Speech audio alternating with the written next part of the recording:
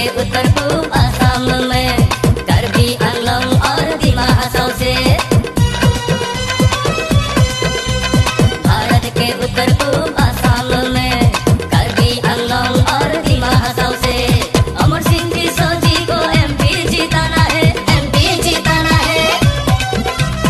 अमर सिंह की सोलाखान एमपी पहलवान, एमपी पहलवान दीदों आजान लोग तीरा पहलवान होलौरिया खान एमपी खान बसिंग झूला खान मौसमा खान वो तीरा पहलवान अमर सिंह की सोलाखान। अब की बार 400 पार, फिर एक बार मोदी सरकार। देश की महिलाओं लाखपति दीदी बनना है कि नहीं? गांव-गांव में बिजली होगी, सोलर रूफटॉप सूर्य घर योजना मिलेगा। पीएम आवास योजना, जल जीवन मिशन मिलेगा। पीएम किसान सम्मान निधि, पीएम सेवा निधि, पीएम जन धन योजना सबको मिलेगा, ओ भाई सबको मिलेगा।